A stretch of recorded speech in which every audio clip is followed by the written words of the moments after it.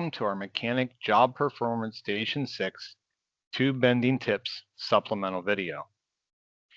The purpose of this video is to be a supplement to the already popular tube bending video presented by the one and only Jim O'Hallock from Boeing Company.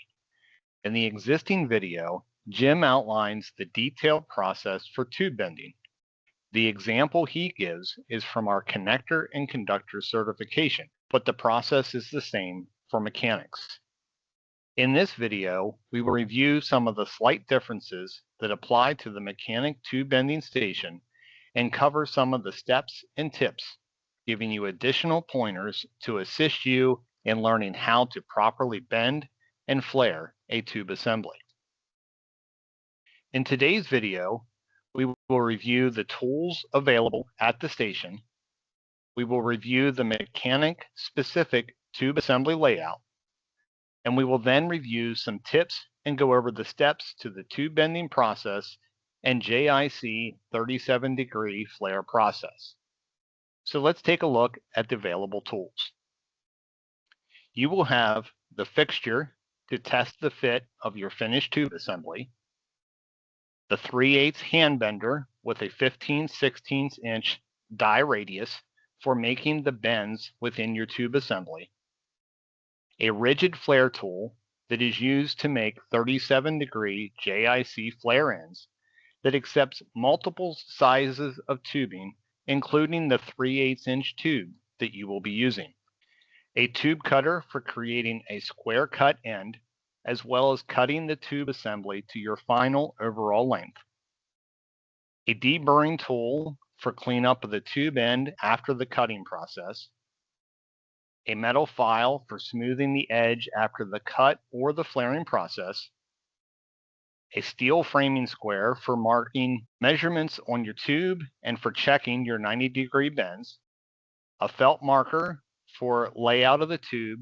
marking the bend and cut locations, as well as marking the outside of the bends during the bend process to ensure that the tube is installed correctly within the bender for the correct bend direction.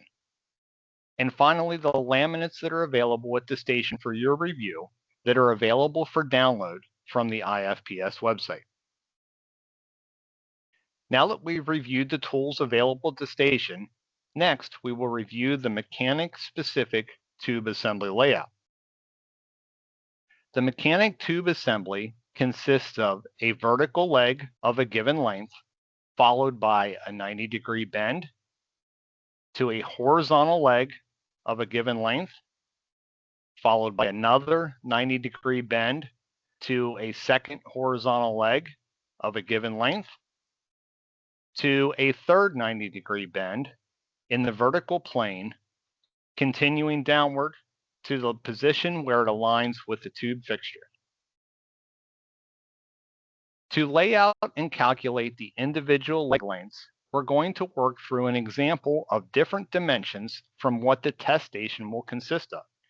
The process, however, will be the same. We will begin by making a mark for each point within the assembly. Our first line will be the starting point, using a left-hand bend method. In this example, we will then proceed vertically to our second point, which we will draw another line for, that is coming off of a 90-degree bend. We then proceed horizontally to our second bend, which we will make another point for, again a 90-degree point, follow down the second horizontal leg to our fourth point, which is another 90-degree bend, and then finally vertically a given distance to align with our fixture, which will be our cut point. If we give a set of dimensions to use as an example, which are different from those used during the test, we can then use the gain table to determine the actual length of each leg within the tube assembly.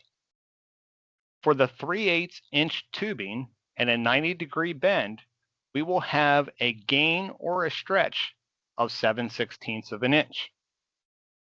Given the dimensions shown, we will start with our first leg.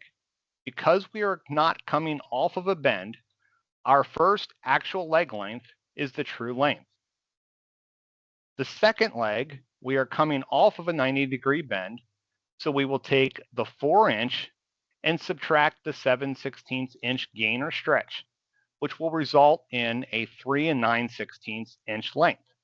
Our next horizontal leg is 6 inches, coming off of a 90-degree bend, so we'll subtract 7/16 of an inch gain or stretch, resulting in an actual leg length of 5 9/16 inch. Our fourth leg is again coming off of a 90-degree bend, which means we will still have to take away the stretch or the gain. 2.5 inches minus the 7/16 inch will give us an actual leg length of 2 1/16 inch. At this point, then, we can sum up the total of each of the 4 legs to give us an overall length. We have 2.5 inches, 3 9/16 inches, 5 9/16 inch, and 2 1/16 inch, resulting in an overall length of a cut length to be 13 11/16 inch. Now that we have reviewed the layout of the mechanic tube assembly, we're going to review some tips and steps associated with the bending and the flare process. To start, mark each of the points along the length of the tube based on the actual leg lengths that you just calculated. Again, keeping in mind that what we did today in this video as an example is different from what you will have for the day of the test. Be sure to mark the starting point of your tube with a wide Sharpie mark as shown, indicating the beginning of the tube. This will help you differentiate this point from the cut point. This will also allow you to ensure that it is always positioned with the starting point to the left of the tube bender using the left-hand bend method. Next, we can use the sleeve as a guide to mark around the full circumference of the tube at each bend location as well as the cut point along the length of the tube, providing a tube that will look something like this with a wide mark at the beginning and then a thin mark at each bend and the final cut location.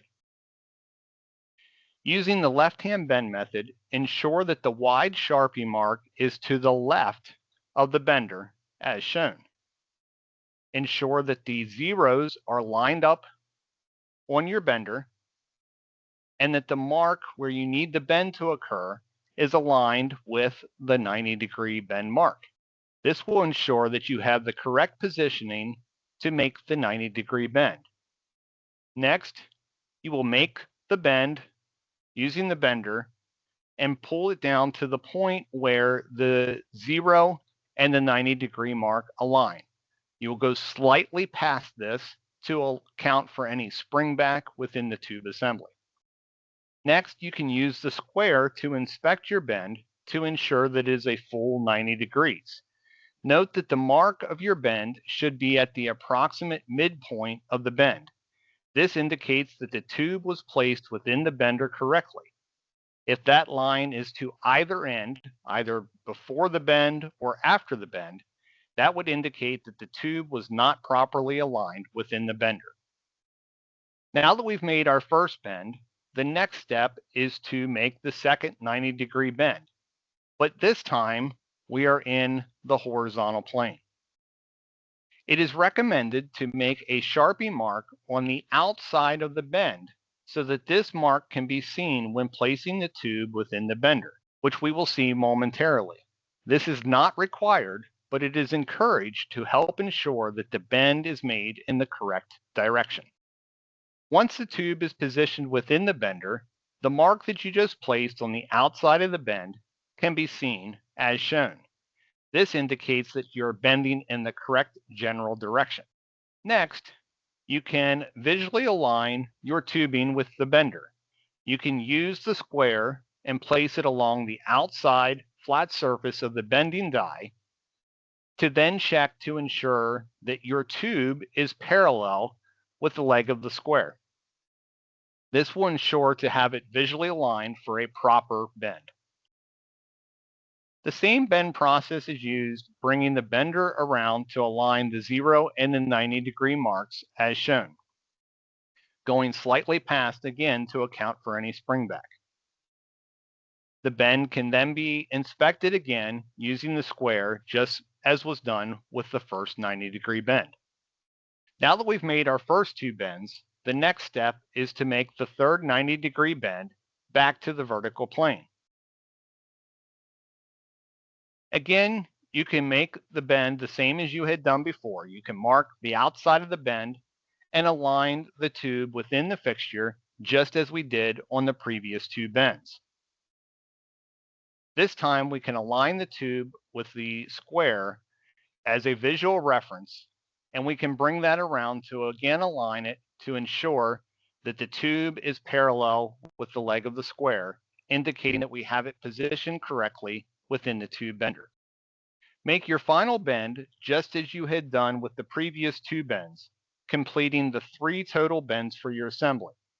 It is then on to cut the tube to the correct length using the tube cutter, and then on to the flaring process.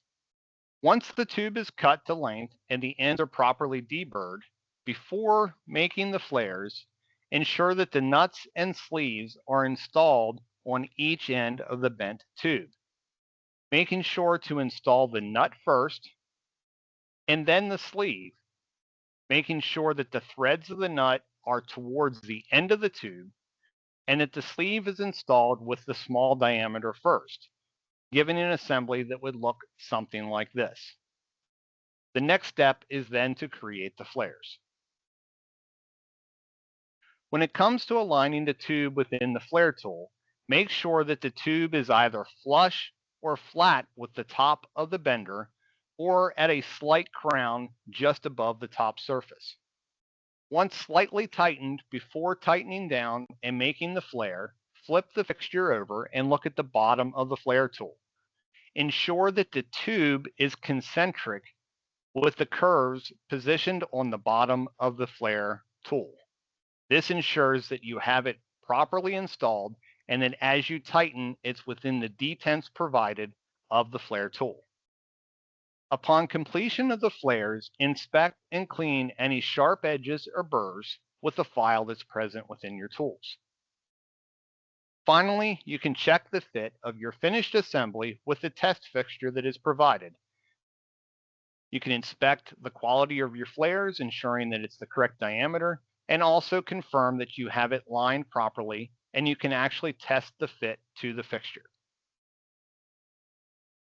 I hope you've enjoyed today's video for the tips to the Mechanic Job Performance tube bending station number 6.